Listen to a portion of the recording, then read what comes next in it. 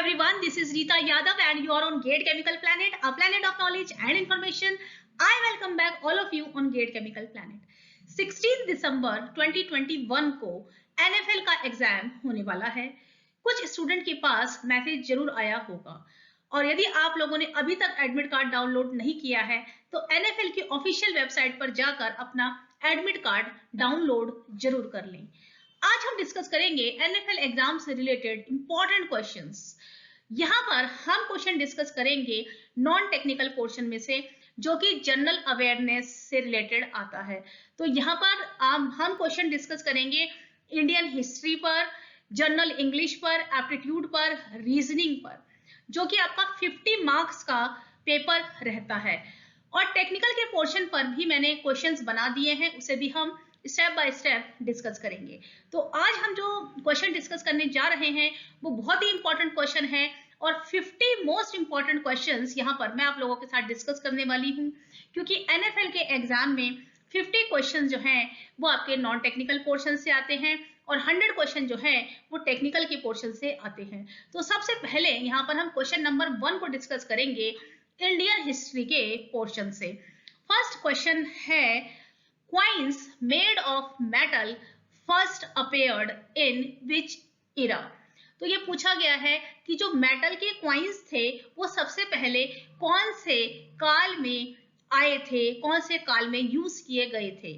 First option is age of the Buddha, Buddha के काल में, हड़प्पन सिविलाइजेशन, हड़प्पा सिविलाइजेशन में, लेटर वैदिक एज में, या फिर एज ऑफ द मौर्यास, या फिर मौर्यास के काल में यहाँ पर मेटल के कॉइन यूज हुए थे। तो यहाँ पर जो आपका ऑप्शंस हैं वो मैं आपको बता देती हूँ।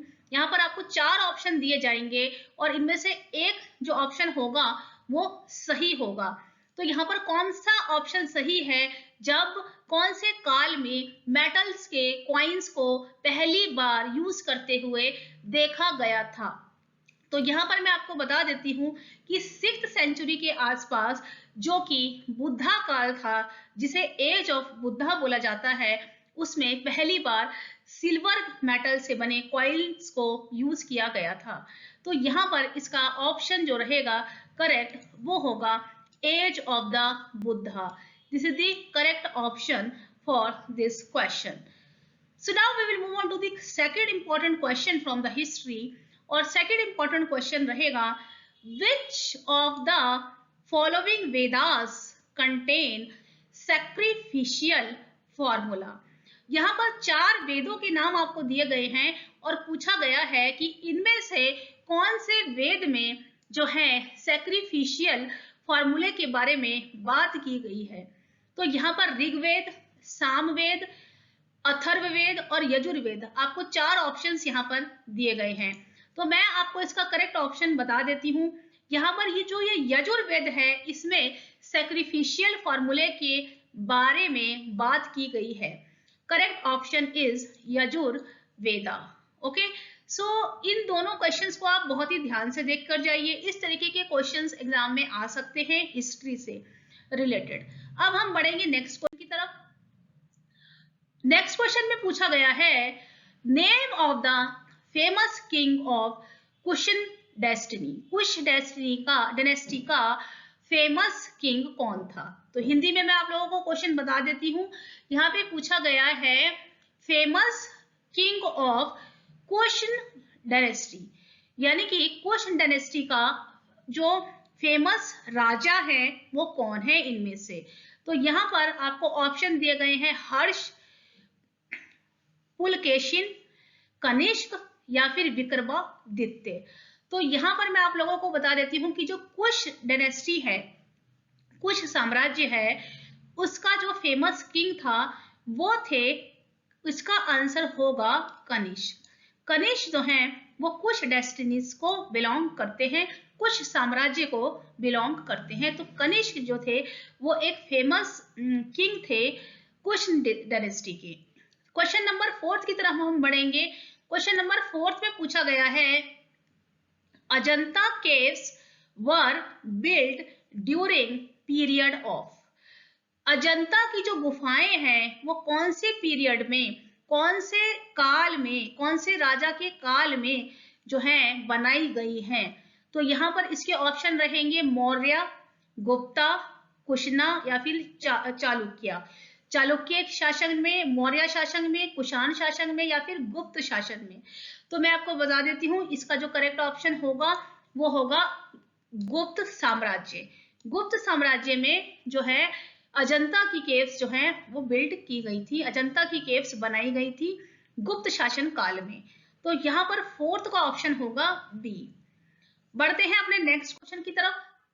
The term Upanishad literally implies. तो यहाँ पर पूछा गया है कि जो आपका उपनिषद होता है, उपनिषद जो टर्म है आपका, उसका लिटरली मीनिंग क्या होता है? साहित्यिक मीनिंग जो है उपनिषद का वो क्या होता है? विस्डम होता है, नॉलेज होता है, सिटिंग नियर होता है या फिर रेसिटेशन होता है? तो उपनिषद का जो लिटरली मीनिंग होता है वो मैं आप लोगों को बता देती हूँ। इसका मीनिंग होगा sitting near, sitting near down, यानी कि पास में बैठकर किसी चीज को बताना। तो वो है उपनिषद का साहित्यिक meaning, literal sitting near. Okay, तो ये उपनिषद का कभी कभी मीनिंग पूछ लिया जाता है, तो यहाँ पर विजडम और नॉलेज नहीं है इसका करेक्ट आंसर, सिटिंग नियर यहाँ पर इसका करेक्ट आंसर होगा।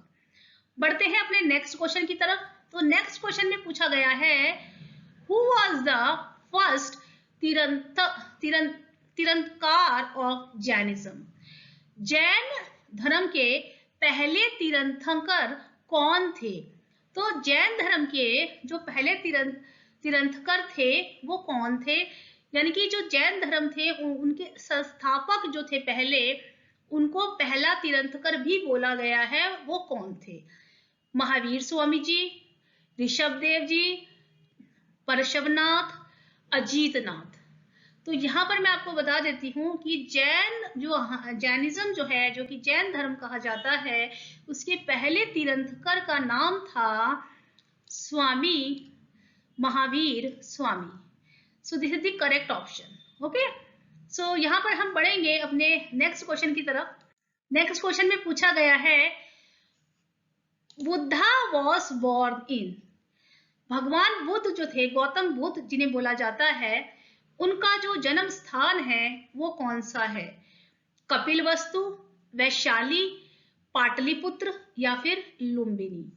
तो मैं आपको बता देती हूं, अगर आपको याद नहीं है, भगवान बुद्ध का जो जन्म स्थान है वो लुम्बिनी होगा। तो लुम्बिनी जो है वो इसका करेक्ट ऑप्शन होगा।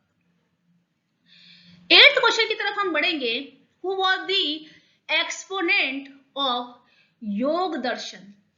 यहाँ पे पूछा गया है कि ये जो आपका योग दर्शन है उसके जो है एक्सपोनेंट, यानी कि जो गुरु है, महागुरु है, वो कौन है? कौन है? गौतम, जैमिनी, पतंजलि, शंकराचार्य। तो यहाँ पे ऑप्शन ए है गौतम, बी है जैमिनी, सी ऑप्शन में है पतंजलि और डी ऑप्शन में है शंकराचार्य। तो यहाँ पर मैं आपको बता देती हूँ कि आप सभी लोगों ने पतंजलि के प्रोडक्ट्स कभी ना कभी यूज किए होंगे। तो जो योग दर्शन के गुरु हैं जिनको माना जाता है वो होंगे पतंजलि। पतंजलि यहाँ पर करेक्ट ऑप्शन होगा। बढ़ते हैं अपने नेक्स्ट क्वेश्चन की तरफ। The capital of Yadavas rulers was.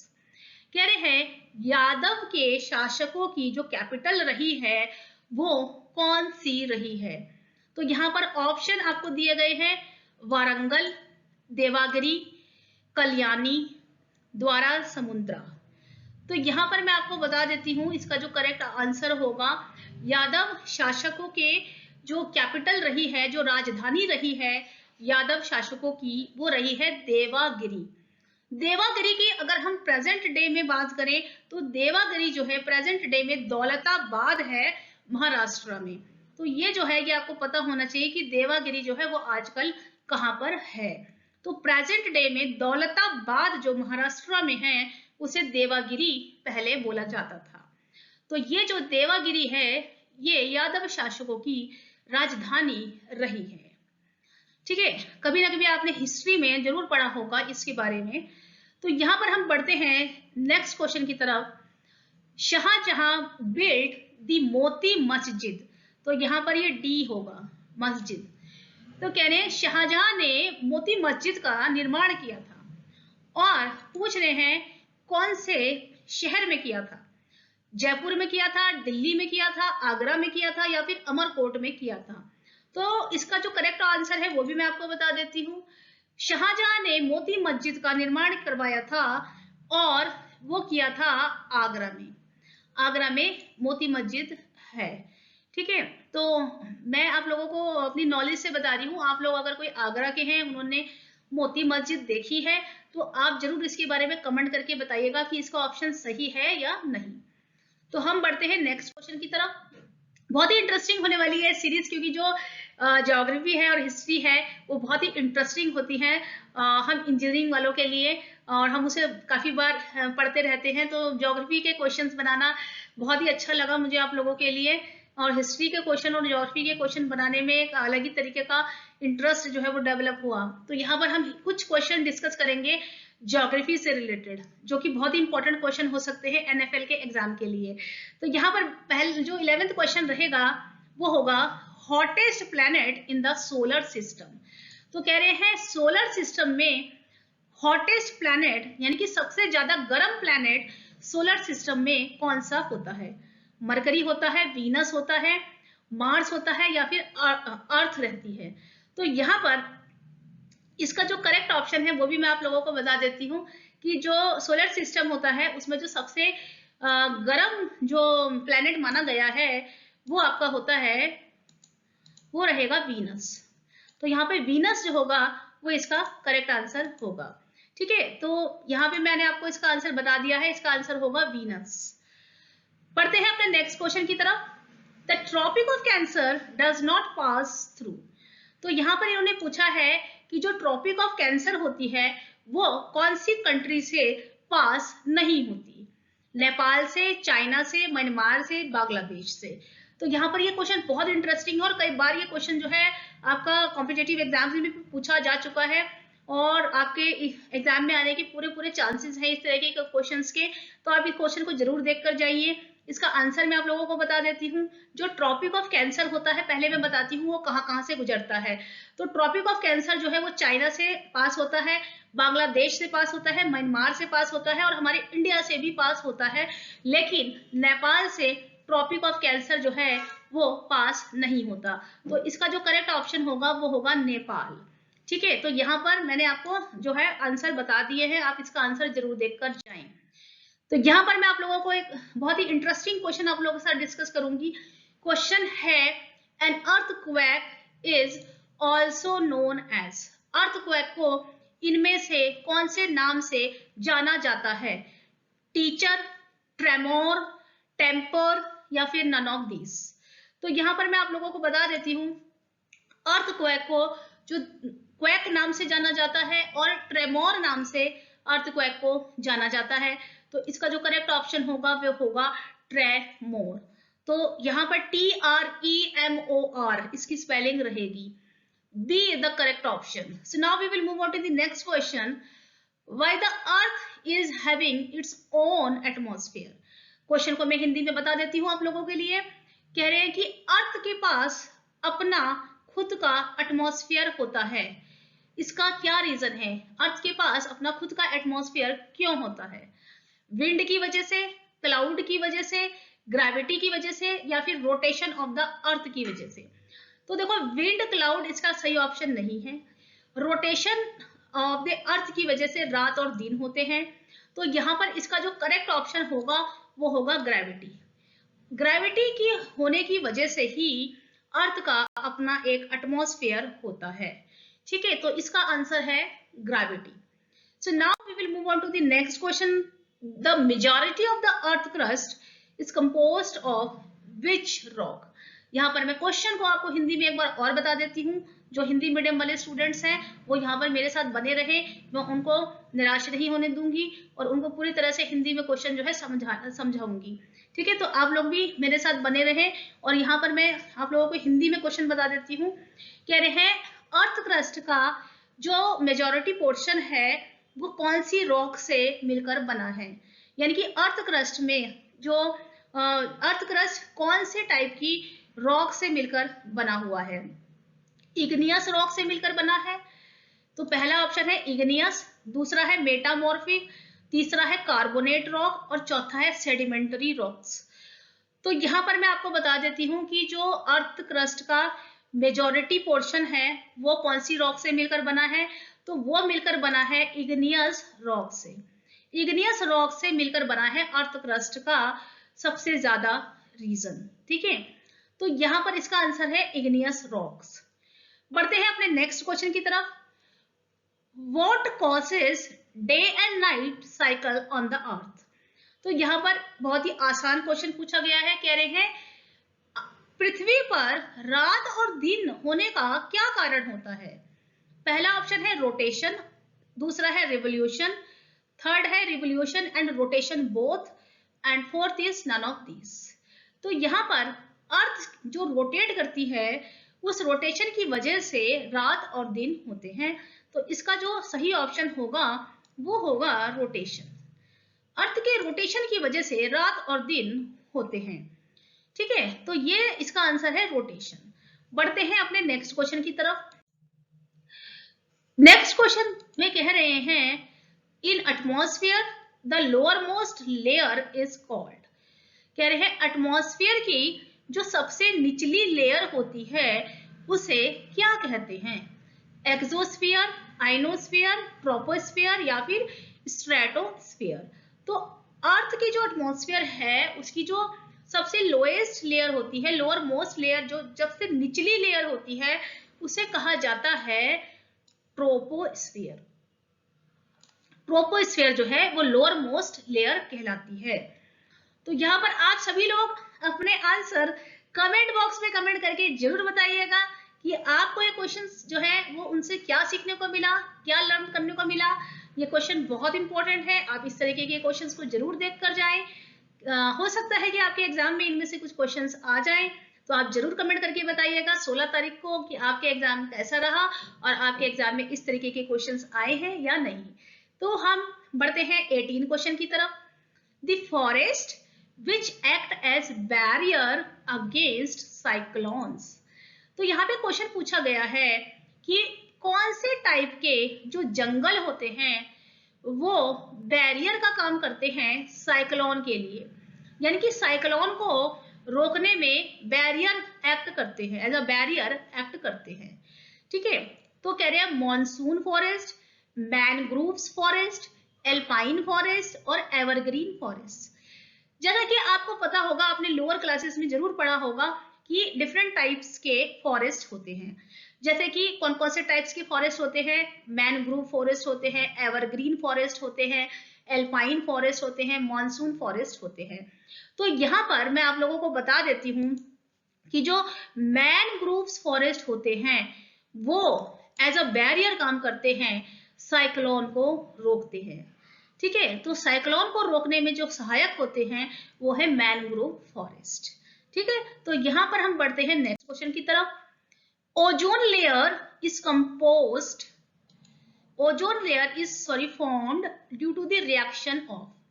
कह रहे हैं ओजोन लेयर का जो फॉर्मेशन होता है वो किन की रिएक्शन से होता है? तो यहाँ पर ऑप्शन दिए गए हैं carbon dioxide and layer of atmosphere. ये दोनों रिएक्ट करती है तब ओजोन फॉर्म्ड होती है, ओजोन लेयर फॉर्म्ड होती है। बी में कह रहे हैं ऑक्सीजन एंड अल्ट्रावायलेट रेस, यानी कि ऑक्सीजन और अल्ट्रावायलेट रेस जब रिएक्ट करती हैं तो ओजोन लेयर बनती है। थर्ड ऑप्शन में कह रहे हैं इंफ्रारेड एंड अल्ट्रावायलेट रेस, यानी कि जब इंफ्रारेड और अल्ट्रावायलेट रेस मिलती हैं तो उनके कॉम्बिनेशन से ओजोन लेयर बनती है। या फिर कॉस्मिक रेस और अल्ट्रावायलेट रेस जब मिलती हैं तो उनके रिएक्शन से ओजोन लेयर बनती है। तो यहाँ पर इसका ऑप्शन मैं आपको बता देती हूँ, ओजोन और अल्ट्रावायलेट रेस की रिएक्शन से, ऑक्सीजन और अल्ट्रावायलेट रेस की रिएक्शन से ओजोन लेयर फॉर्म्ड होती है। तो ओजोन लेयर जो बनती है वो ऑक्सीजन और अल्ट्रावायलेट रेस के कॉम्बिनेशन से बनती है। तो यहाँ पर इसका आंसर है बी। तो यहाँ पर हम बढ़ेंगे क्वेश्चन नंबर 20 की तरफ। विच is the most stable ecosystem. कह रहे हैं इनमें से दिए गए ऑप्शन में से सबसे ज्यादा स्टेबल इकोसिस्टम कौन सा होता है। तो डेजर्ट होता है, माउंटेन होता है, फॉरेस्ट होता है या फिर ओशन होता है। चार ऑप्शन दिए गए हैं। डेजर्ट, ठीक है, डेजर्ट मरुस्थल होता है, माउंटेन पर्वत होता है, ओशन समुद्र होता है और फॉरेस्ट जंगल होता है। तो कह रहे हैं ये जो दिए गए आपके इकोसिस्टम्स हैं इनमें से सबसे ज्यादा स्टेबल इकोसिस्टम कौन सा होता है।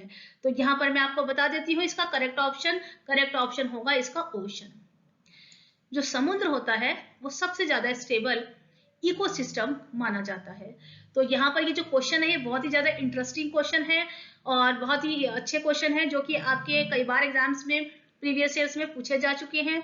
तो यहाँ पर हम बढ़ते हैं नेक्स्ट क्वेश्चन की तरफ। अब हम क्वेश्चन डिस्कस करेंगे, कुछ क्वेश्चन इंपॉर्टेंट डिस्कस करेंगे जनरल इंग्लिश की। तो जनरल इंग्लिश में से किस तरीके के क्वेश्चंस आपके आ सकते हैं एग्जाम में एनएफएल के, वो हम डिस्कस कर लेते हैं। क्वेश्चन नंबर 21 में पूछा गया है choose the correct antonym of the given word. तो यहाँ पे आपको जो गिवन वर्ड है रिलीसेस, इसका एंटोनिम बताना है। ठीक है, एंटोनिम मतलब क्या होता है कि जो वर्ड है उसका आपको अपोजिट बताना है। ठीक है, तो अगर रिलीसेस वर्ड है, रिलीसेस का मीनिंग आपको पता होना चाहिए। रिलीसेस का जो मीनिंग होता है रिलीज करना, यानी कि किसी को बाहर करना, किसी की रिहाई करना, किसी को मुक्त करना, रिलीज करना। ठीक है, यानी कि किसी को जो है रिहा करना, किसी को बाहर करना, वो होता है रिलीसेस। रिलीसेस का मीनिंग। अब यहाँ पे रिलीसेस का आपको अपोजिट बताना है। ठीक है, तो प्रोवाइड्स होगा, यानी कि प्रोवाइड्स मतलब किसी को कोई चीज प्रोवाइड करना। स्ट्रेंथन का मतलब किसी को स्ट्रेंथ प्रोवाइड करना। लिबरेट्स का मतलब जो होता है लिबर्टी क्या होती है, लिबरेट्स मतलब किसी को बाहर करना। तो ये तो इसका सिनोनिम हो सकता है, एंटोनिम नहीं है। तो यहाँ पर मैं कन्फाइंस का मीनिंग आप लोगों को बताना चाहती हूँ। कन्फाइन जो होती है वो होती है कि आपकी सीमाबद्ध, यानी कि रिलीज का जो आपका अपोजिट रहेगा, जो एंटोनिम रहेगा आपका, वो रहेगा आपका कन्फाइंस। क्योंकि कन्फाइंस का मीनिंग होता है रोकना, यानी कि किसी चीज को रोकना, और रिलीज का मतलब होता है मुक्त करना। तो ये जो दोनों रहेंगे ये एक दूसरे के अपोजिट होंगे। तो इसका जो आंसर होगा वो होगा कन्फाइंस। ठीक है, कन्फाइंस मतलब सीमाबद्ध, यानी कि बाउंड्री हो जिसकी, जिसको रोका जा सके। तो इसका मतलब होता है रोकना। ठीक है, इसका क्या मतलब है, इसका मतलब है रोकना। तो यहाँ पर मैं आप लोगों को हिंदी में जरूर बता देती हूँ। ठीक है, तो इसका मतलब है रोकना, किसी चीज को कन्फाइन करना, किसी चीज की सीमा बांधना। तो और रिलीज का मतलब होता है, रिलीज का मतलब क्या है, रिलीज का मतलब होता है रिहाई करना। तो यहाँ पर रिलीज का मतलब है रिहाई, यानी कि किसी चीज को रिहा करना, किसी चीज को आपको निकालना। तो ये दोनों एक दूसरे के अपोजिट होंगे। अब क्वेश्चन नंबर 22 में पूछा गया है choose the correct synonyms of the given word impetuous. Impetuous, तो इम्पीट्यूअस जो होता है उसका क्या मतलब होता है, पहले हम ये जान लेते हैं। सिनोनिम का मतलब होता है आपको उसका पर्यायवाची बताना है, यानी कि उसका पर्यायवाची बताना है कि क्या होगा। तो इम्पीट्यूअस का मतलब होता है अविवेकी, यानी कि अविवेकी मतलब क्या होता है, जो कि अस्पष्ट हो, जिसका जो विवेक है वो उतना अच्छा ना हो। ठीक है, इम्पीट्यूअस। तो इसका जो रिसोर्सफुल होगा वो तो अच्छा होगा। रिसोर्सफुल मतलब जिसका जो है जो अच्छा माना गया है, कोई आपको रिसोर्स दे सके, जो बंदा स्पष्ट हो। प्लीजिंग मतलब जो अच्छी पर्सनालिटी का हो। वायलेंट भी इसका नहीं होगा। तो जो इसका सिनोनिम होगा वो होगा रैश। रैश का जो मतलब होता है वो होता है जल्दबाजी करने वाला, यानी कि वो भी अविवेकी ही होगा, यानी कि वो सोच समझ के काम नहीं करता होगा, अस्पष्ट होगा। तो जो इम्पीट्यूअस का सिनोनिम होगा, जो उसका पर्यायवाची होगा वो होगा रैश। इसका मतलब होता है जल्दबाजी और इसका मतलब होता है अविवेकी। तो यहाँ पर मैंने आप लोगों को पूरी कोशिश की है हिंदी में बताने की कि इसका जो है हिंदी मीनिंग क्या होगा। तो इसका हिंदी मीनिंग जो होता है वो अविवेकी होता है और इसका होता है जल्दबाज, रैश का। तो दोनों जो है एक दूसरे के सिनोनिम्स कहलाते हैं। अब हम पढ़ेंगे क्वेश्चन नंबर 23 की तरफ। I am ready to say this dash on her on sorry dash her face sorry. तो यहाँ पर ऑलरेडी मैंने आंसर आप लोगों को बता दिया है क्या होगा, ठीक है। तो कह रहे हैं कि आई एम रेडी टू से दिस डैश हर फेस। तो यहाँ पे आपको भरना था बाय होगा इसका ऑप्शन, या फिर एट होगा, या फिर इन होगा, या फिर ऑन होगा। तो जब हम किसी को इस तरह से बोलते हैं तो आप कौन सा यहाँ पे जो है इनमें से वर्ड फिट बैठता है वो आपको चूज करना है। आई एम रेडी टू से दिस ऑन हर फेस, तो इसका जो आंसर होगा वो होगा ऑन, ठीक है। तो यहाँ पर 24 क्वेश्चन को मैं बता देती हूँ क्या है। कह रहे हैं वेरी प्लीजिंग टू ईट। तो यहाँ पे आपको वन वर्ड सब्स्टिट्यूशन करना है। पूछ रहे हैं कि वेरी प्लीजिंग टू ईट, खाने में जो बहुत अच्छा होता है उसके लिए आप वन वर्ड सब्स्टिट्यूशन क्या देंगे। Tasteless, disgusting, inedible, toothsome. तो जो खाने में अच्छा होता है उसको कहते हैं टूथसम। टेस्टलेस मतलब जिसका कोई टेस्ट नहीं है तो वो तो खाने में अच्छा नहीं होगा। डिसगस्टिंग मतलब जो बिल्कुल बेकार है। इनएडिबल जो खाने लायक नहीं है। तो यहाँ पर इसका जो आंसर होगा वन वर्ड सब्स्टिट्यूशन वो होगा टूथसम, ठीक है। टूथसम मतलब जो हमारे दांतों को अच्छा लगे, तो डेफिनेटली वो खाने में भी अच्छा होगा। तो इसका जो वन वर्ड सब्स्टिट्यूशन का है ये क्वेश्चन, तो यहाँ पे टूथसम इसका आंसर होगा। बढ़ते हैं अपने नेक्स्ट क्वेश्चन की तरफ। तो क्वेश्चन नंबर 25 में पूछा गया है, मैं आपको बता देती हूँ, choose the correct spelled word. तो यहाँ पे कह रहे हैं कि ये वर्ड दिया गया है एक आपको, लॉरियट है ये वर्ड, ठीक है। और ये कह रहे हैं कि इसकी स्पेलिंग में कुछ करेक्शंस हैं, जो सही स्पेलिंग है वो आप चूज करके बताइए। तो लॉरियट की स्पेलिंग देख लीजिए क्या होगी, ए ऑप्शन में, बी ऑप्शन में लॉरिएट है, ठीक है। यहाँ पे लॉरिएट है और ये लॉरिएट है। तो यहाँ पे जो लॉरिएट होता है, पहले तो हम उसका मतलब जानेंगे वो क्या होता है। तो जो लॉरिएट होता है उसका मीनिंग होता है पुरस्कार जीतने वाला, यानी कि जिसने कोई पुरस्कार या कोई इनाम जो है हायर लेवल पर जो है वो प्राप्त किया हो। तो यहाँ पर इसका जो स्पेलिंग सही होती है लॉरिएट की वो होती है LAUREAT और उसके बाद ई आता है। तो यहाँ पे ये स्पेलिंग इसकी करेक्ट स्पेलिंग होगी लॉरिएट की, तो सी इज द करेक्ट ऑप्शन। हम बढ़ते हैं क्वेश्चन नंबर 26 की तरफ। इनकेपेबल ऑफ बीइंग एक्सप्लेन्ड, कह रहे हैं कि अगर कोई इनकेपेबल ऑफ बीइंग एक्सप्लेन्ड है तो उसके लिए वन वर्ड सब्स्टिट्यूशन क्या होगा। यानी कि यदि कोई एक्सप्लेन करने में इनकेपेबल है तो उसे आप क्या कहेंगे। यानी कि कोई चीजों को अगर एक्सप्लेन नहीं कर पाता है, सही से उसका अर्थ नहीं बता पाता है, तो उसके लिए आप वन वर्ड सब्स्टिट्यूशन क्या कहेंगे। अनटोल्ड, अनएक्सप्लेन्ड, नॉन डिस्क्रिप्ट या फिर इनएक्सप्लिकेबल। तो यहाँ पर इस क्वेश्चन में जो एक्सप्लेन नहीं कर पाता है ठीक से, जो एक्सप्लेन करने के लायक नहीं है, उसको बोलते हैं इनएक्सप्लिकेबल, ठीक है। तो जो कि किसी भी चीज को स्पष्टता नहीं बता पाता है उसे कहते हैं इनएक्सप्लिकेबल, ठीक है। अब हम बढ़ेंगे क्वेश्चन नंबर 27 की तरफ।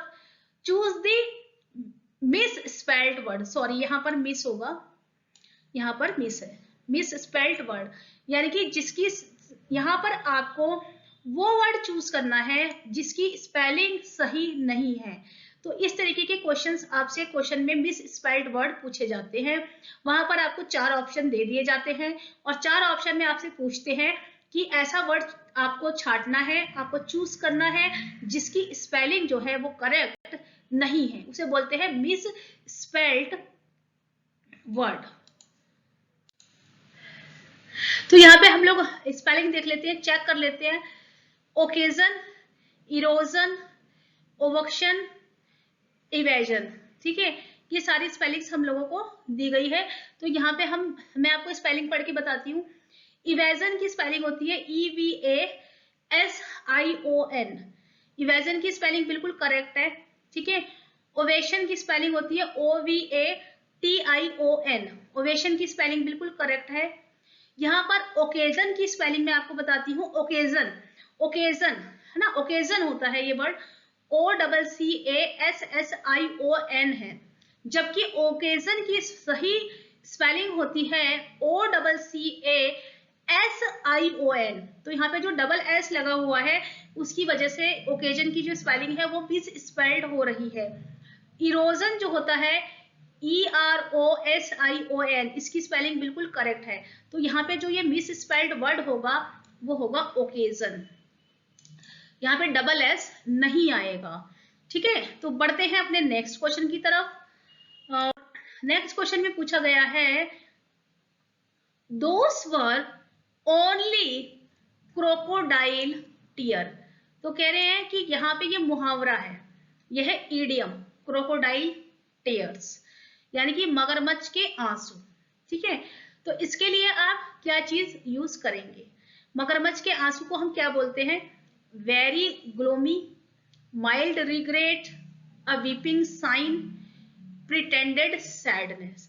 तो जो मगरमच्छ के आंसू जो लोग बहाते हैं वो ये कहा जाता है कि वो झूठी जो है सांत्वना प्राप्त करने के लिए वो झूठा दुख जो है अपना दिखाते हैं।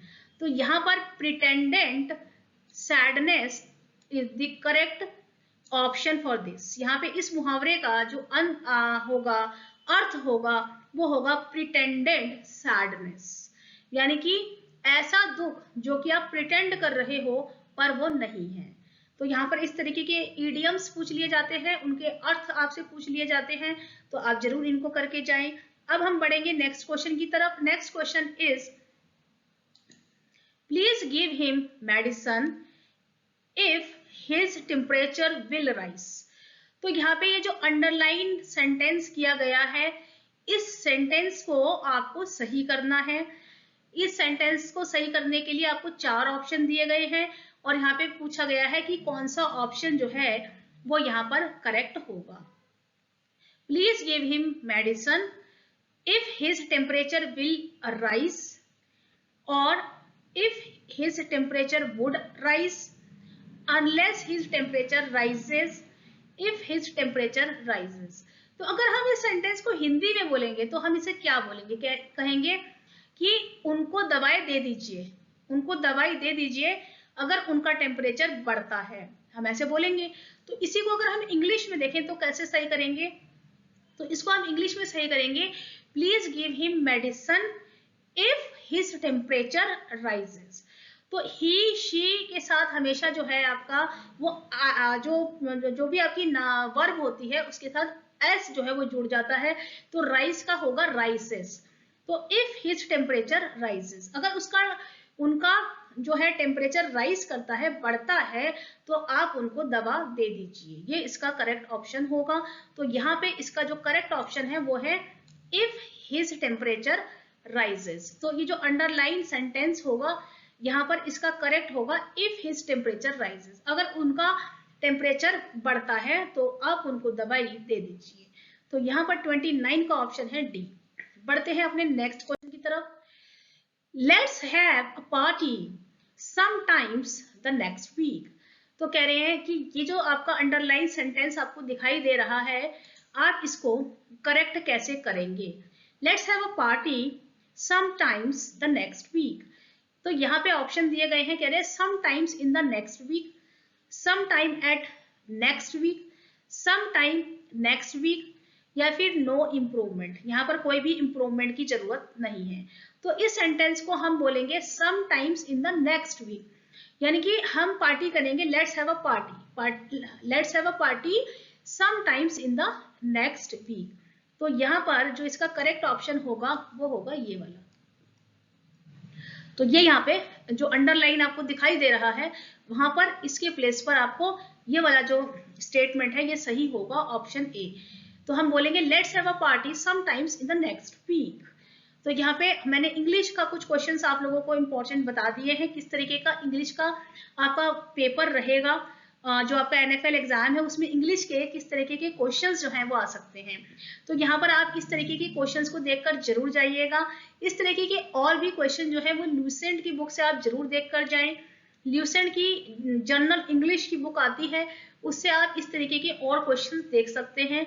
ठीक है, और जितना मेरे से हो सकेगा मैं आप लोगों को इंग्लिश जो है वो ज्यादा से ज्यादा जो है पढ़ाने की पूरी कोशिश करूंगी। तो यहाँ पर बढ़ते हैं अपने नेक्स्ट क्वेश्चन की तरफ। यहाँ पर मैंने ये एप्टीट्यूड के पोर्शन से कुछ क्वेश्चंस लिए हैं। तो यहाँ पर हम 31st क्वेश्चन को देखेंगे। How many times are the hands of a clock at right angle in a day. तो इस क्वेश्चन को मैं आपको समझा देती हूँ हिंदी वाले स्टूडेंट्स के लिए। कह रहे हैं जो क्लॉक्स के दो हैंड्स होते हैं, एक होता है शॉर्ट हैंड, एक होता है लॉन्ग हैंड, एक होती है बड़ी सुई, एक होती है छोटी सुई। तो कह रहे हैं ये जो बड़ी और छोटी सुई होती हैं, जो क्लॉक्स होती हैं, जो क्लॉक्स के हैंड होते हैं ये दो, कि कितनी बार जो है एक दिन में कितनी बार राइट एंगल बनाते हैं। इसका ऑप्शन आप लोगों को दिए गए हैं 22 टाइम्स, 24 टाइम्स, 44 टाइम्स या फिर 48 टाइम्स। तो यहाँ पर मैं आपको इसका जो आंसर है वो एक्सप्लेन कर देती हूँ।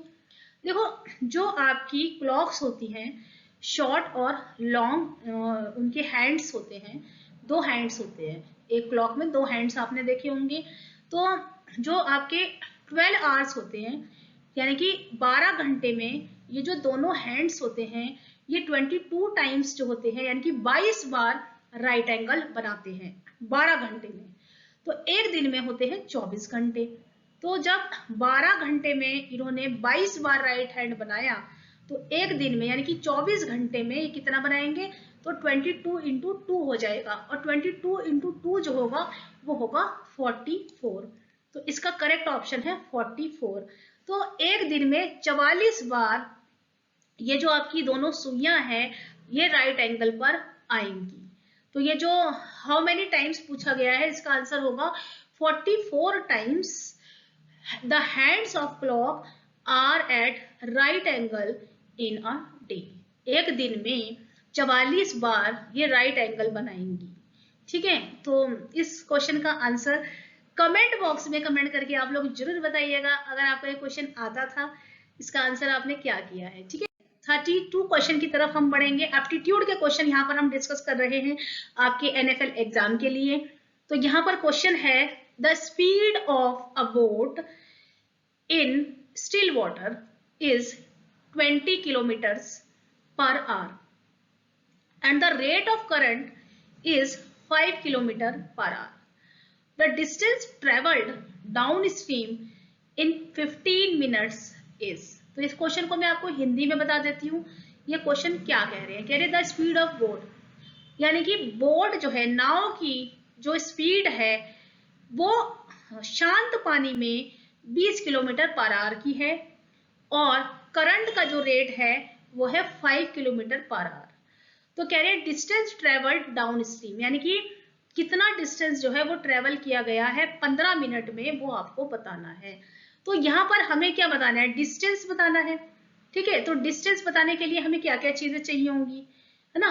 तो देखो यहाँ पे हम टोटल स्पीड जो है डाउन स्ट्रीम स्पीड अगर हम निकाल लें तो हमें टोटल डिस्टेंस कवर्ड पता चल जाएगा, यानी कि डिस्टेंस जो हमने 15 मिनट में कवर करना है वो पता चल जाएगा।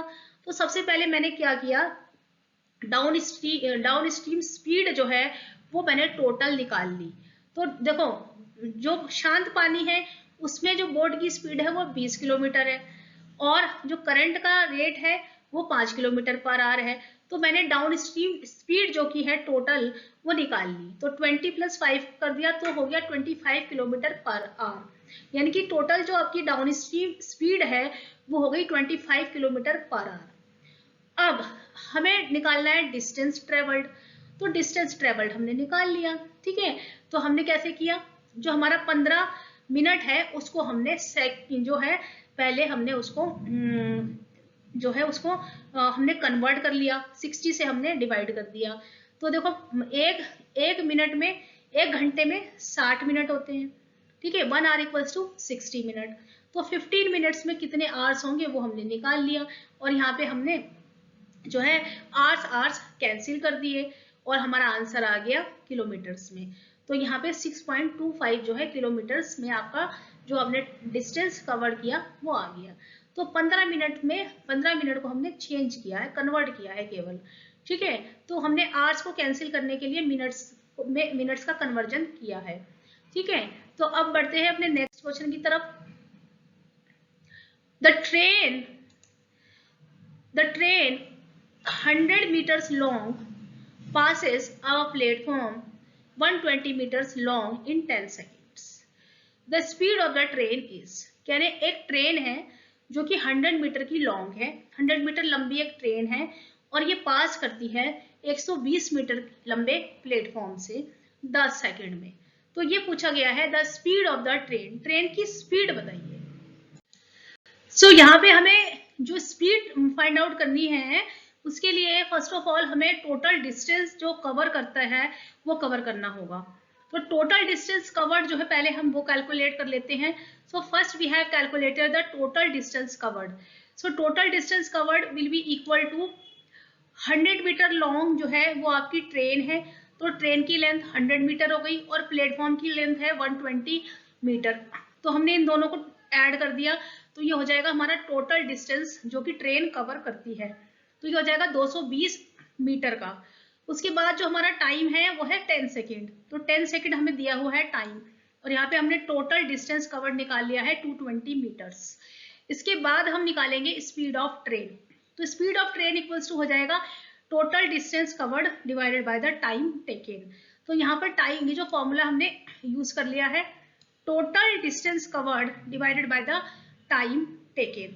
तो 220 डिवाइडेड बाय 10 हो जाएगा मीटर पर सेकेंड में। अब हम इसको, क्योंकि हमें जो आंसर के ऑप्शंस दिए गए हैं वो दिए गए हैं किलोमीटर पर आवर्स में, so we have to convert metre per second into the kilometre per hour.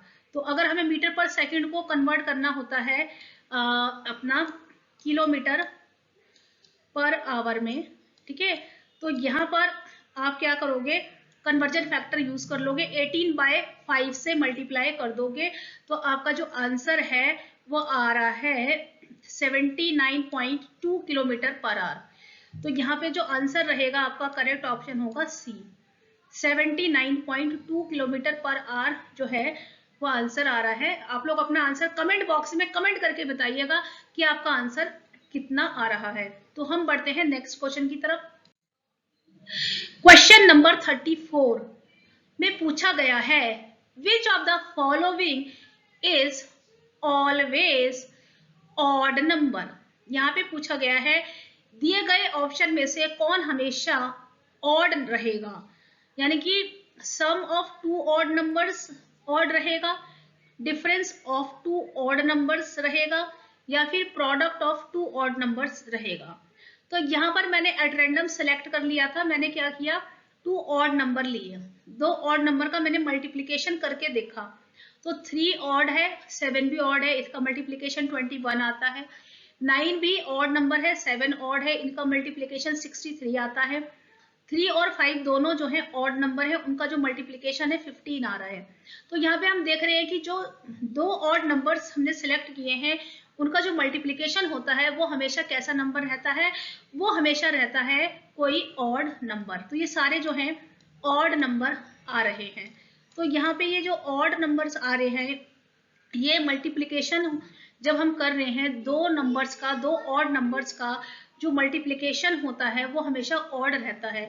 तो यहाँ पे होगा product of two odd numbers is always results in odd number, यानी कि दो ऑड नंबर का मल्टीप्लीकेशन हमेशा जो आएगा वो हमेशा ऑड नंबर आएगा। तो यहाँ पर इसका आंसर होगा product of two odd numbers. Now we will move on to the question number 35। Question number 35 में आपको दिया गया है 65 स्क्वायर माइनस 55 स्क्वायर। इसका आंसर क्या होने वाला है, 120, 1400, 1200 या फिर 2100। तो यहाँ पे मैंने एक फॉर्मूला यूज किया है A square minus B square का। आपको याद होगा ए स्क्वायर माइनस बी स्क्वायर का फॉर्मूला होता है ए माइनस बी ए प्लस बी, ठीक है। तो जो पीसीएम के स्टूडेंट्स यहाँ पर देख रहे हैं वो यहाँ पे क्वेश्चन का सोल्यूशन बहुत ही ध्यान से देखिएगा, ठीक है। और डिप्लोमा केमिकल वाले भी, अगर उन्होंने 12th में जो है मैथमेटिक्स नहीं पढ़ी है तो ये जो मैथमेटिक्स आती है एनएफएल के एग्जाम में मोस्ट प्रोबेबली ये 10th लेवल तक की ही मैथमेटिक्स एप्टीट्यूड रहता है। तो यहाँ पे ये फॉर्मूला जो है ये सभी लोगों ने पढ़ा है, A square minus B square equals to होता है A plus B A minus B. तो यहाँ पे हमने उसी फॉर्मूले को यूज करते हुए इसको ओपन कर दिया है, जो दी गई आइडेंटिटी है उसे मैंने ओपन कर दिया और यहाँ पे मेरा आंसर आ रहा है 1200। आप अपना आंसर चेक कर लीजिएगा और अपना आंसर चेक करके मुझे बताइएगा कि आपका आंसर 1200 आ रहा है या नहीं। बढ़ते हैं अपने नेक्स्ट क्वेश्चन की तरफ। So now we will move on to the next question. Next question is 36 question number, which is not a prime number.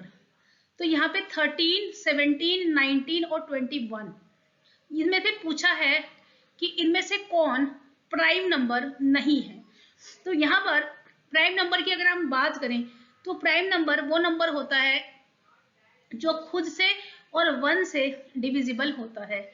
It means जैसे 13 है तो 13 जो है वो केवल 13 से ही डिविजिबल होता है या फिर 1 से होता है। 17 भी यहाँ पे जो है प्राइम नंबर होगा। और यहाँ पे पूछा गया है 19 जो है वो भी प्राइम नंबर है। तो जो 21 है वो कंपोजिट नंबर होता है, क्योंकि हम इसका मल्टीप्लिकेशन कर सकते हैं, 3 इंटू 7 लिख सकते हैं, इसको 7 इंटू 3 लिख सकते हैं। तो ये जो होगा 21 वो एक कंपोजिट नंबर है। और 13, 17 और 19 ये तीनों जो है ये खुद के टेबल से ही डिविजिबल होते हैं या फिर 1 से डिविजिबल होते हैं, तो ये कहलाएंगे प्राइम नंबर्स। और ये जो 21 होगा वो प्राइम नंबर नहीं है। तो यहाँ पर इस क्वेश्चन का जो आंसर रहेगा वो रहेगा 21। It is not a prime number, okay, it is a composite number. So now we will move on to the next question. Find out the wrong number in the series. कह रहे इस series में एक ऐसा number है जो कि गलत नंबर है और वो नंबर आपको फाइंड आउट करके बताना है। तो सीरीज है 4, 9, 16, 25, 32, 49 और यहाँ पे कह रहे हैं कि 49 होगा वो नंबर, 25 होगा, 32 होगा या 16 होगा। तो यहाँ पे हम इस सीरीज पे एक गौर फरमाते हैं, इसको देखते हैं क्या है ये सीरीज क्या कह रही है। तो देखो 4 जो है वो 2 का स्क्वायर है, 3 is a square for 9, 9 is a square of 3, 4 जो है 16 जो है वो 4 का स्क्वायर है, 25 जो है वो 5 का स्क्वायर है। तो यहाँ पे देखो 2 के बाद 3, 3 के बाद 4, 4 के बाद 5, तो यहाँ पे 6 का स्क्वायर आना चाहिए, 36 होना चाहिए अगर हम इस सीरीज को देखें, क्योंकि ये 7 का स्क्वायर है और ये है 49। तो यहाँ पे सारे नंबर जो है 32 को छोड़ के सारे नंबर एक परफेक्ट स्क्वायर को दर्शाते हैं, ठीक है। तो यहाँ पे होना चाहिए था 36। तो ये सीरीज में ये जो रॉन्ग नंबर है वो है ये 32 जो है वो रॉन्ग होगा। So except 32 all are perfect square. So यहाँ पे जो रॉन्ग नंबर आ रहा है सीरीज में वो है 32। तो इस तरह से कोई सीरीज आपको दे दी जाएगी और वहां पर आपसे पूछ लिया जाएगा कौन सही है कौन नंबर गलत है।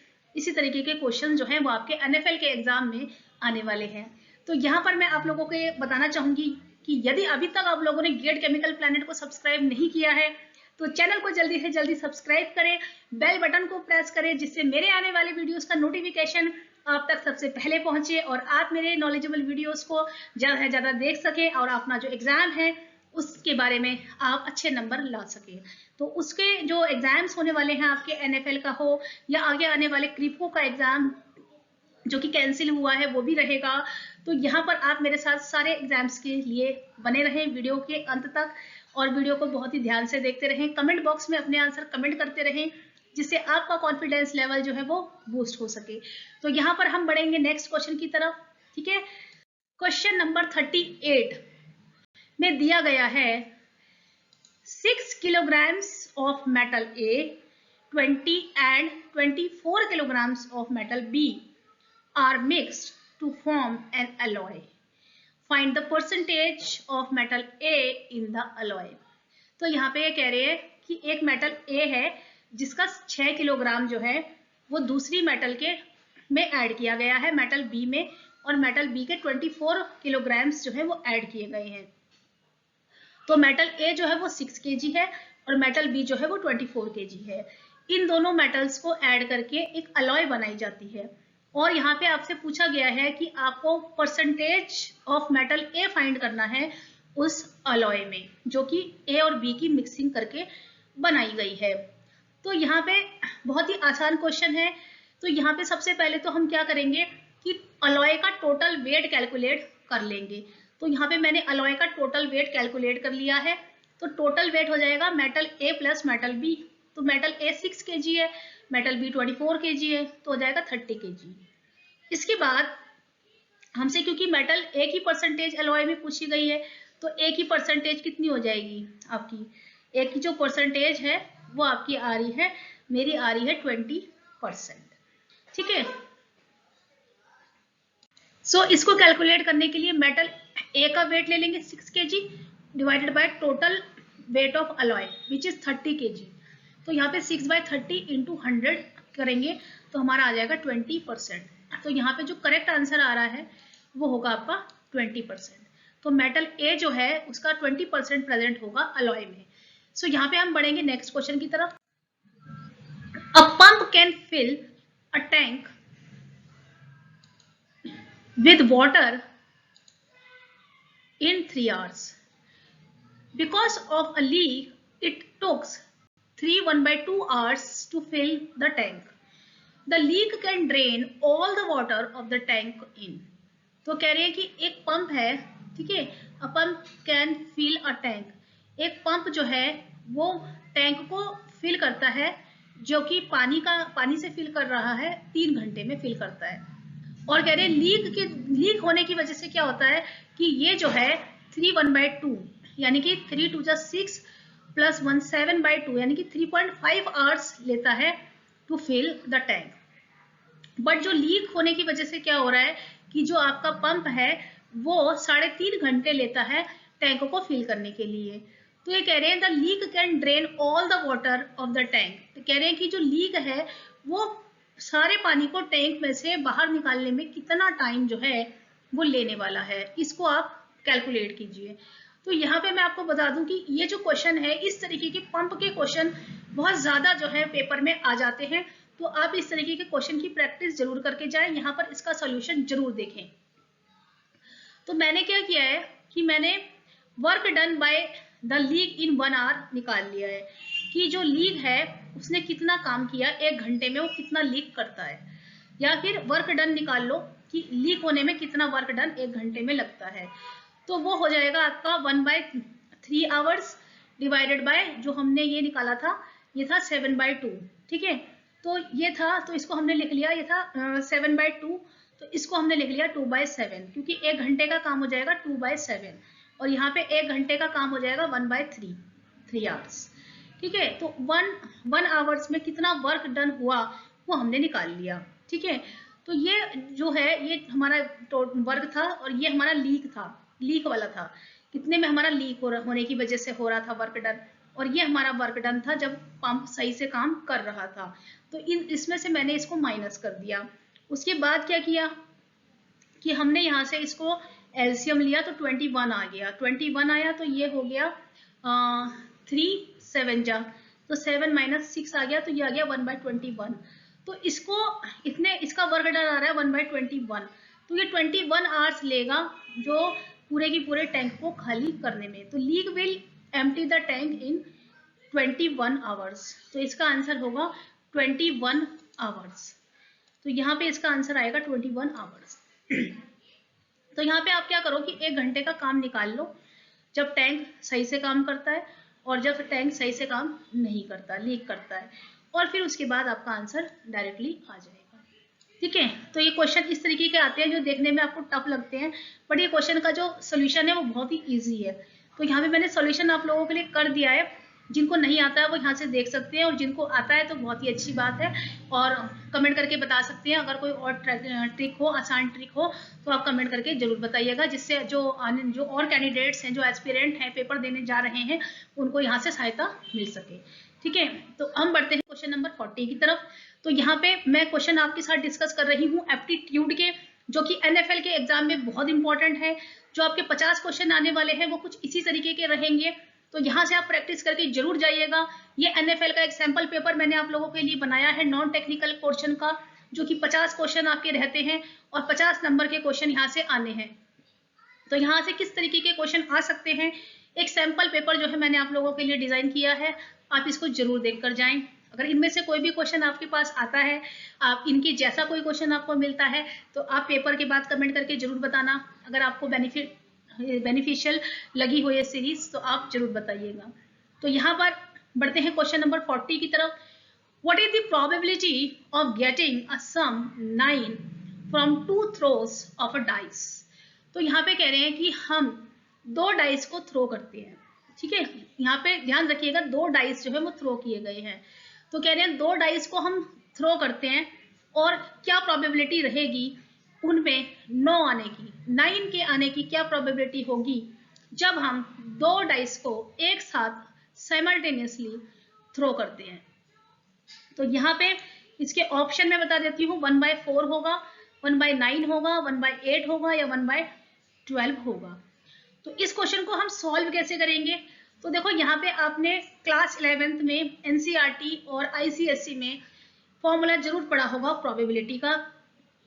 मैं बता देती हूँ, इन 2 थ्रोस ऑफ डाइस, जब हम डाइस को 2 बार थ्रोस करेंगे तो टोटल नंबर्स जो आपके सेट बनेगा NS जिसको बोलते हैं वो बनेगा 6 × 6 जिसको हम 6 स्क्वायर कहेंगे और वो हो जाएगा 36। तो NS जो है आपका यानी कि total number of sum of events की अगर हम बात करें, जो दोनों इवेंट्स एक साथ हो रही हैं, तो जब हम डाइस को फेंकेंगे तो डाइस पे टोटल नंबर होते हैं 1 2 3 4 5 और 6। तो यानी कि टोटल नंबर 6 है डाइस पर। तो डाइस पे एक बार 6 और दूसरी बार भी 6 आएगा। ठीक है, तो टोटल जो नंबर्स आ सकते हैं डाइस पे वो हो जाएंगे 6 स्क्वायर यानी कि 36। अब जो इवेंट है हमारी ई की बात कर लेते हैं, इवेंट क्या है?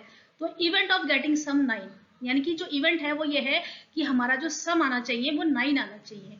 तो वो 9 जो है वो कैसे कैसे डाइस पे आ सकता है इसको हम बना लेते हैं। तो हमने एनी बना लिया। एनी कैसे आ सकता है? या तो डाइस पे 3 और 6 आ जाए, एक डाई पे 3 आ जाए, दूसरे पे 6 आ जाए। या फिर 9 कैसे आ सकता है? एक जो डाइस है उस पे 4 आ जाए और दूसरे डाइस पे 5 आ जाए।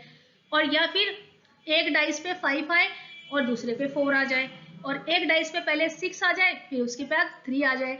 तो इस तरह से मैंने ये एनी बना लिया। तो एनी कितने होंगे यानी कि नंबर ऑफ इवेंट्स जो हैं वो कितनी हो सकती है? 9 आने के जो चांसेस है वो 1 2 3 और 4 हो सकते हैं। तो हमारी जो एनी है, नंबर ऑफ इवेंट्स हैं, वो है यहाँ पर 4 और टोटल नंबर जो आ सकते हैं वो है हमारे 36। तो जो हमारी प्रोबेबिलिटी रहने वाली है उसका फॉर्मूला हो जाएगा PE = NE/NS। तो ये फॉर्मूला बहुत इंपॉर्टेंट है, इसे याद कर लीजिए कैसे निकालते हैं। तो ये हो जाएगा 4/36, तो ये हो जाएगा 1/9। सो 1/9 is the correct answer for this question. तो ये बहुत ही अच्छा क्वेश्चन है। प्रोबेबिलिटी के क्वेश्चन जो है वो मेरे फेवरेट क्वेश्चन रहते हैं हमेशा। प्रोबेबिलिटी मुझे बहुत पसंद है, मैथ में अच्छा लगते हैं क्वेश्चंस लगाने में। व्हेन आई वाज स्टूडेंट तो प्रोबेबिलिटी में हमेशा मतलब क्वेश्चंस लगाते थे। आप लोगों को कैसा लगता है प्रोबेबिलिटी चैप्टर? कमेंट बॉक्स में कमेंट करके जरूर बताइएगा। तो यहाँ पर हम बढ़ते हैं कुछ क्वेश्चंस की तरफ जो कि रीजनिंग से रिलेटेड है यहाँ पर। ठीक है, तो रीजनिंग जो है ठीक ठाक रहा है मेरा, बहुत अच्छा नहीं कह सकते। वर्बल रीजनिंग बहुत अच्छी नहीं रही है। यहाँ पे हम क्वेश्चन डिस्कस करेंगे 41। So question number 41 is, look at the series 36 34 30 28 24। तो ये एक सीरीज दी गई है आप लोगों को और ये पूछा है what number should come next. तो कह रहे हैं 24 के बाद नया नंबर क्या आएगा, नेक्स्ट नंबर जो होगा 24 के बाद वो क्या आएगा। तो कह रहे हैं 20 आएगा, 26 आएगा, 22 आएगा या 28 आएगा। तो यहाँ पर ये जो सीरीज है इसे देखने से हम क्या कह सकते हैं? देखो, फर्स्ट नंबर था 36, 36 के बाद 34 आ गया यानी कि 2 नंबर माइनस हुए हैं। इसके बाद 34 के बाद आ गया 30 यानी कि जो 30 आया है 34 में से जब हम 4 नंबर माइनस करेंगे, 4 माइनस करेंगे तो 30 आएगा यानी कि यहाँ पे 2 माइनस हुआ, यहाँ पे 4 माइनस हुआ। फिर नेक्स्ट नंबर आया है 28 यानी कि 30 में से जब हमने 2 नंबर माइनस किए, 2 माइनस किया तो 28 आया। इसी तरह से 28 में से हमने 4 माइनस किया तो 24 आ गया। तो यहाँ पे मैंने ये जो सीरीज है इसका मैंने एक आपको एग्जाम्पल बना के दिया है। This is an subtraction series और जो सब्सट्रैक्शन है वो ऑल्टरनेट हो रहा है यानी कि एक बार तो 2 हो रहा है सब्सट्रैक्ट और एक बार 4 हो रहा है सब्सट्रैक्ट। तो यहाँ पे मैंने करके बताया है 36 और 34 के बीच में 2 नंबर 2 जो है वो सब्सट्रैक्ट हो रहा है, 34 और 30 के बीच 4 हो रहा है, फिर 30 और 28 के बीच फिर से 2 हो रहा है और 28 और 24 के बाद 4 हो रहा है। तो फिर से क्या होगा, 2 होगा सब्सट्रैक्ट। तो 24 में से हम 2 सब्सट्रैक्ट कर देंगे क्योंकि हमें सीरीज का पैटर्न पता चल गया। तो यहाँ पे सीरीज का पैटर्न जब हमें पता चल गया तो हमें पता चल गया कि पहले 2 फिर 4 फिर 2 फिर 4 ये हो रहे हैं माइनस। तो यहाँ पे 24 में से हमने 2 माइनस किया तो बनेगा 22। तो यहाँ पर इसका जो करेक्ट आंसर है वो है 22। ठीक है, तो इस तरह के जो क्वेश्चंस होते हैं उसमें बहुत अच्छा लगता है सॉल्व करना, और जब आसान होते हैं तो अच्छा लगता है, लेकिन जब मुश्किल आ जाते हैं तो नहीं हो पाता। तो आप लोग कर लीजिएगा, ठीक है। आप लोगों का जो एग्जाम है उसमें मैं आपको हिंट दे रही हूँ किस तरीके के क्वेश्चंस आ सकते हैं, तो आप मेरे साथ सीरीज के अंत तक बने रहें। अभी 10 क्वेश्चन बाकी हैं, ठीक है। और अभी तक गेट केमिकल प्लैनेट को यदि आप लोगों ने सब्सक्राइब नहीं किया है तो जल्दी से जल्दी बेल बटन को प्रेस करिए और गेट केमिकल प्लैनेट को सब्सक्राइब कीजिए। सारे वीडियोस में आप लोगों के साथ शेयर करती रहूंगी, जितने भी आपके एग्जाम्स होने वाले हैं आपके साथ बने रहेंगे, ठीक है। तो बढ़ते हैं नेक्स्ट क्वेश्चन की तरफ। क्वेश्चन नंबर 42 में पूछा गया है, marathon is to race as hibernation is to. तो हाइबरनेशन क्या होता है और मैराथन क्या होता है, इसके बारे में हम एक नजर मार लेते हैं। तो कह रहे हैं बेयर होगा, स्लीप होगा, ड्रीम होगा या विंटर होगा। तो देखो, तो मैराथन होती है ना, वो एक लॉन्ग रेस होती है, और जो हाइबरनेशन का अगर हम मीनिंग जाने, हाइबरनेशन का जो शाब्दिक अर्थ होता है वो होता है कोई ऐसा लेंथी पीरियड स्लीप का, यानी कि नींद का बहुत ही लंबा पीरियड, उसको बोलते हैं लेंथी पीरियड ऑफ स्लीप, यानी कि नींद का बहुत ही लंबा पीरियड। तो ये दोनों जो है मैराथन और हाइबरनेशन, ये लेंथ से रिलेटेड है, यानी कि एक जो है वो रेस की लेंथ है और दूसरी जो है वो नींद की लेंथ है, ठीक है। ये दोनों लेंथ से रिलेटेड है। तो यहाँ पर जो मैराथन होगा वो अगर रेस है, तो जो हाइबरनेशन होगा वो क्या होगा, हाइबरनेशन होगा स्लीप, यानी कि ये दोनों एक लेंथ को रिलेट करते हैं। तो बियर या ड्रीम या विंटर जो है वो जो है वो इससे रिलेटेड तो है, क्योंकि रात में कह रहे हैं कि विंटर्स में आप ज्यादा सोते हो, ड्रीम्स आते हैं रात में, या फिर बियर करते हो, ठीक है।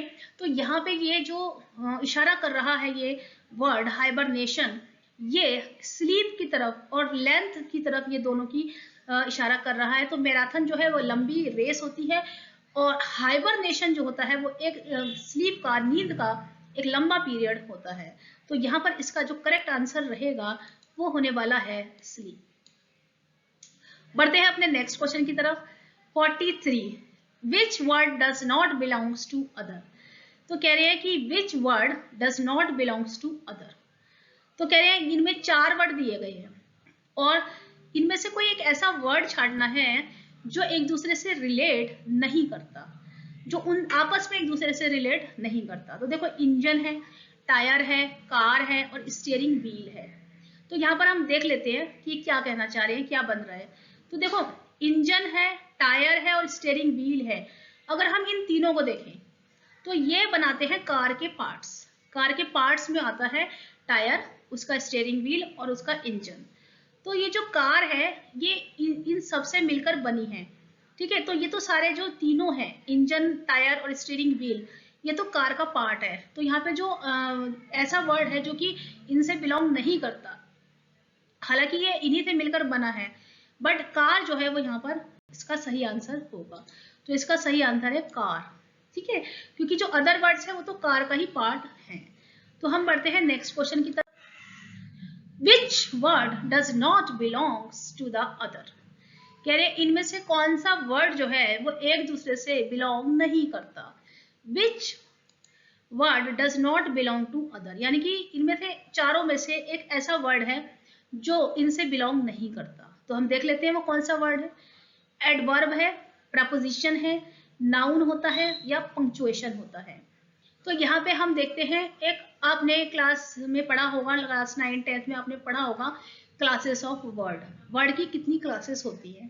तो अगर हम वर्ड की क्लासेस की बात करें तो नाउन जो है वो वर्ड की क्लास है, एडवर्ब होती है, प्रपोजिशन होती है, ठीक है। लेकिन जो पंक्चुएशन है, पंक्चुएशन जो है वो किसी सेंटेंस में ही लगाई जाती है, किसी सेंटेंस में होती है, but it is not a class of word. तो एडवर्ब, नाउन और प्रेपोजिशन, ये तीनों जो है ये क्लासेस ऑफ वर्ड में आते हैं, यानी कि किसी वर्ड की क्लास होती है। लेकिन जो पंक्चुएशन है वो वर्ड की क्लास नहीं होती, it is not a class of word. So punctuation जो होगा वो यहाँ पर करेक्ट ऑप्शन होगा। अब हम बढ़ते हैं नेक्स्ट क्वेश्चन की तरफ, ठीक है।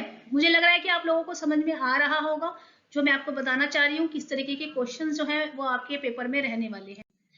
तो क्वेश्चन नंबर 45 जो है वो यहाँ पर करंट अफेयर से लिया गया है, ठीक है। तो यहाँ पे कुछ क्वेश्चन जो है वो मैंने करंट अफेयर्स के भी बनाए हैं, ताकि आप लोगों को पता चल सके कि करंट अफेयर में किस तरीके के क्वेश्चंस जो आते हैं।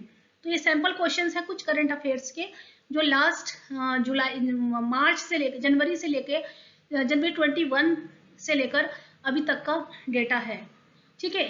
तो ध्यान रख के जाना कि जब आप करंट अफेयर पढ़ रहे हो तो जनवरी 2021 से आप पढ़ेंगे, और आपका पेपर जो है वो दिसंबर में होने वाला है। तो पेपर जो बना होगा वो नियर अबाउट आपका नवंबर में ही डिजाइन हो चुका होगा, और अक्टूबर में भी हो सकता है।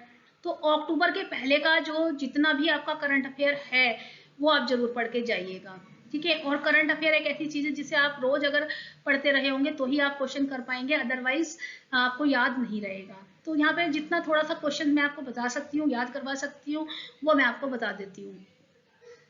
Which institute organized the World Sustainable Development Summit? तो ये कह रहे कौन से इंस्टीट्यूट ने world sustainable development summit organise किया है? नीति आयोग, वर्ल्ड बैंक, टेरी या फिर IEA? तो देखो जो आपका ये होता है, यहाँ पे हम देख लेते हैं कि वर्ल्ड सस्टेनेबल डेवलपमेंट समिट, जिसको हम WSDS बोलते हैं, WSDS, it is an annual flagship event of the energy and resource institute. ये जो आपकी समिट होती है ये एक एनुअल फ्लैगशिप इवेंट होता है एनर्जी एंड रिसोर्स इंस्टीट्यूट्स का। तो हमारे इंडिया में जो टेरी है वो एनर्जी रिसोर्स इंस्टीट्यूट है, और यहाँ पर ये जो सम्मेलन हुआ था, ये सम्मेलन ऑर्गेनाइज कराया था टेरी ने। टेरी जो है वो दिल्ली में है, और WSDS 2021 का जो सम्मेलन हुआ था वो टेरी ने ऑर्गेनाइज करवाया था। तो यहाँ पर इसका आंसर होगा टेरी, जो कि दिल्ली में है। और यहाँ पर जो हमारे मिनिस्टर हैं प्रकाश जावड़ेकर, उन्होंने एड्रेस की थी इस समिट को on the occasion of world environment day. तो वर्ल्ड एनवायरनमेंट डे के उपलक्ष्य में श्री प्रकाश जावड़ेकर जी ने इस समिट को एड्रेस किया था। तो यहाँ पे ये जो समिट ऑर्गेनाइज करवाई थी वो टेरी ने करवाई है। ध्यान रख के जाइएगा, इसका आंसर टेरी होगा, और ये दिल्ली में है। और ये एक इंस्टीट्यूट है, एनर्जी इंस्टीट्यूट है, जिसने ये वर्ल्ड सस्टेनेबल डेवलपमेंट समिट जो है ऑर्गेनाइज किया है 2021 में। अब हम बढ़ेंगे नेक्स्ट क्वेश्चन की तरफ। Which state government has launched भूकंप अलर्ट ऐप? तो कह रहे हैं कौन सी स्टेट गवर्नमेंट ने भूकंप अलर्ट ऐप्स जो है वो लॉन्च किया है 2021 में? सिक्किम, उत्तराखंड, असम, हिमाचल प्रदेश। तो मैं आपको बता देती हूँ जानकारी के लिए, आप याद रखिएगा। भूकंप ऐप जो है वो उत्तराखंड भूकंप अलर्ट के नाम से बनाया गया है। इस ऐप्स का नाम है उत्तराखंड भूकंप अलर्ट ऐप्स। और ये जो ऐप्स है ये IIT रुड़की ने और Uttarakhand state disaster management authority ने अप्रूव किया है। तो ये जो ऐप्स है ये उत्तराखंड गवर्नमेंट ने लॉन्च किया है भूकंप की जानकारी को पहले से देने के लिए। तो यहाँ पर इसका जो आंसर है वह है उत्तराखंड गवर्नमेंट। तो यहाँ पर हम बढ़ते हैं नेक्स्ट क्वेश्चन की तरफ। इस क्वेश्चन को आप याद रख के जरूर जाइएगा। तो यहाँ पे क्वेश्चन नंबर 47 की बात करें तो पूछा गया है what is MB tag? AMBITAG, MB tag क्या होता है? That was seen in the news recently, जो कि न्यूज में रिसेंटली देखा गया है। आजकल न्यूज में एमबी टैग का नाम जो है वो बहुत आ रहा है, शायद आप लोग इसके बारे में कुछ जानते हो। तो यहाँ पे ऑप्शन दिए गए हैं cold storage, GI tag, disinfectant या फिर टेम्परेचर लॉगर। तो यहाँ पर मैं आपको आपकी जानकारी के लिए बता देती हूँ कि IIT रोपड़ जो कि पंजाब में है, IIT रोपड़ बोलते हैं, पंजाब में है IIT रोपड़, ने एक टेम्परेचर लॉगर डेवलप किया है जिसका नाम है एमबी टैग। इसका नाम है एमबी टैग, जिसे आप याद रखिएगा। और ये एमबी टैग क्या करता है? ये एक टेम्परेचर लॉगर होता है जो कि रिकॉर्ड करता है रियल टाइम एम्बियंट टेम्परेचर को during the transportation of perishable products, vaccine, body organs and blood. तो जब हम ये सारी चीजें जो है पेरिशेबल प्रोडक्ट्स है, वैक्सीन है, बॉडी ऑर्गन्स है और जो ब्लड है इवन, उसको ट्रांसपोर्ट करते हैं, तो उसका जो रियल टाइम एम्बियंट टेम्परेचर होता है उसको ये रिकॉर्ड करता है। तो ये एक टेम्परेचर लॉगर होता है, एमपी टैग। आईआईटी रोपड़ ने इसको जो है लॉन्च किया है। 2021 में ये जो है लॉन्च किया गया है और ये न्यूज़ में रिसेंटली बहुत ज़्यादा आया था। तो इसको आप जरूर याद रख के जाइएगा। बढ़ते हैं अपने नेक्स्ट क्वेश्चन की तरफ, क्वेश्चन नंबर 48 की तरफ।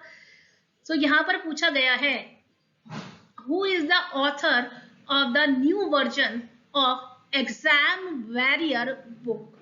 कह रहे हैं new version of exam warrior book जो है उसके ऑथर जो हैं वो उसके जो जिन्होंने वो लिखी है वो कौन है।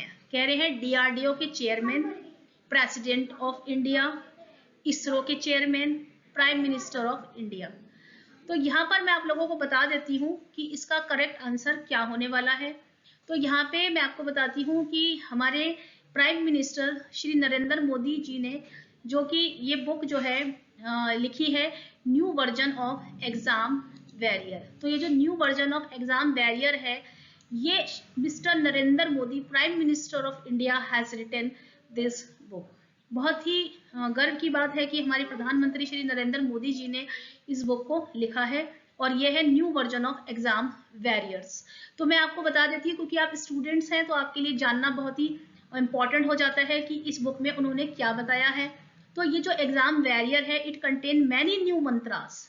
इसमें बहुत सारे नए मंत्र जो है वो बताए गए हैं और कौन से स्टूडेंट्स के लिए बताए गए हैं, for the students and also for the parents to cope up with the anxiety stress during the exams.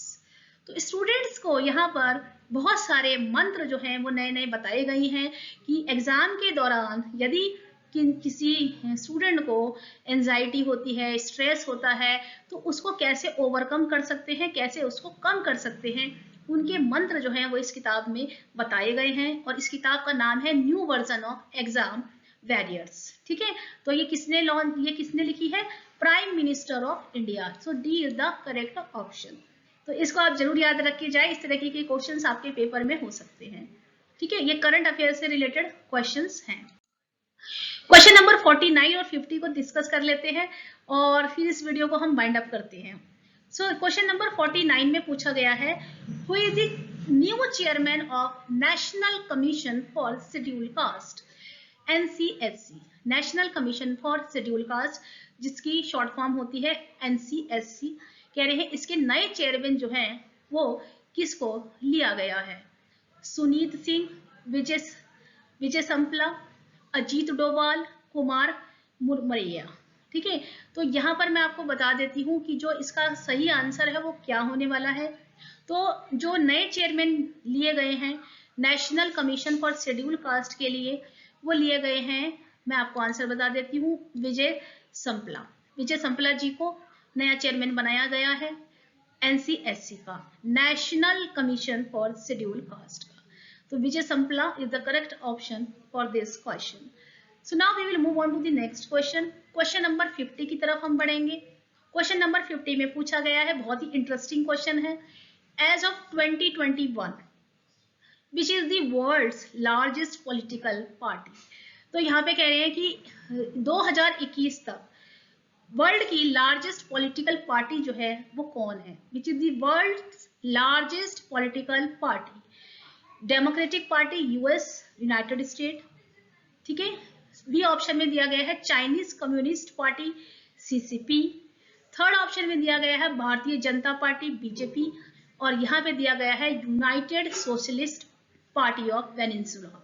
तो यहाँ पर इसका जो करेक्ट ऑप्शन है वो मैं आपको बता देती हूँ। 2021 में वर्ल्ड की लार्जेस्ट पॉलिटिकल पार्टी जो है वो भारतीय जनता पार्टी को घोषित किया गया है। BJP जो है वो वर्ल्ड लार्जेस्ट पॉलिटिकल पार्टी बन चुकी है।